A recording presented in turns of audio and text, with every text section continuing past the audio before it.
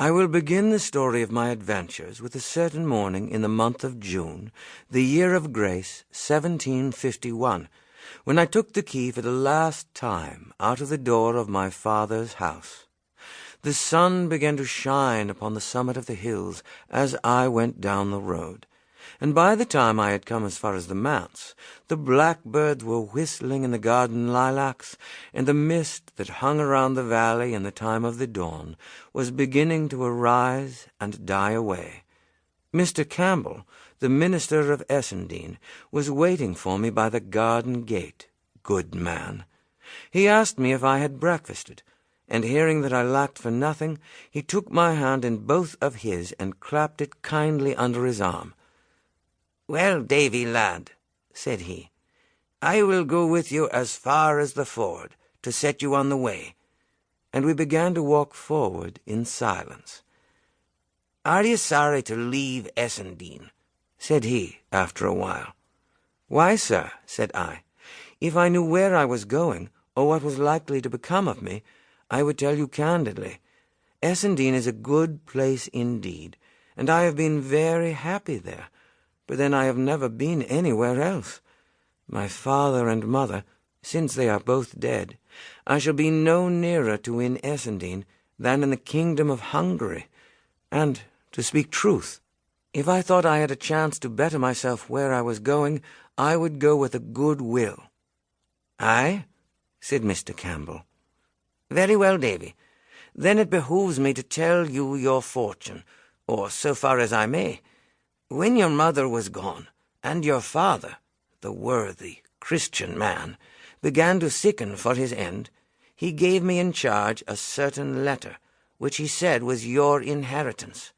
So soon, says he, as I am gone, and the house is redd up, and the gear disposed of, all which, Davy, hath been done, give my boy this letter into his hand, and start him off to the house of Shaws, not far from Cramond.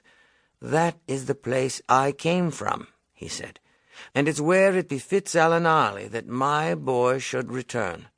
He is a steady lad, your father said, and a canny goer, and I doubt not he will come safe and be well liked where he goes." "The house of Shaws!" I cried. "What had my poor father to do with the house of Shaws?" "Nay," said Mr. Campbell, "who can tell that for a surety? But the name of that family, Davy boy, is the name you bear, Balfours of Shaws, an ancient, honest, reputable house, peradventure in these latter days decayed. Your father, too, was a man of learning as befitted his position. No man more plausibly conducted school, nor had he the manner or the speech of a common dominie, but, as you will remember yourself, I took a pleasure to have him to the manse to meet the gentry. And those of my own house, Campbell of Kilrennet, Campbell of Dunswire, Campbell of Minch, and others, all well-kenned gentlemen, had pleasure in his society. Lastly, to put all the elements of this affair before you, here is this testamentary letter itself, superscribed by the own hand of our departed brother." He gave me the letter, which was addressed in these words: "To the hands of Ebenezer Balfour, Esquire of Shaws, in his house of Shaws, these will be delivered by my son, David Balfour."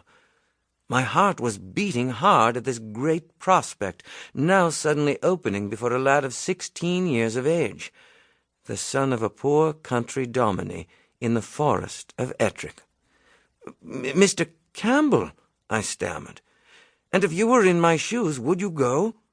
"Of a surety," said the minister. "That would I, and without pause. A pretty lad like you should get to Cramond, which is near in by Edinburgh, in 2 days of walk. If the worst came to the worst, and your high relations, as I cannot but suppose them to be somewhat of your blood, should put you to the door, ye can but walk the 2 days back again, and rasp at the manse door. But I would rather hope that ye should be well received, as your poor father forecast for you, and for anything that I ken, come to be a great man in time. And here, Davy laddie, he resumed, "it lies near upon my conscience to improve this parting, and set you on the right guard against the dangers of the world.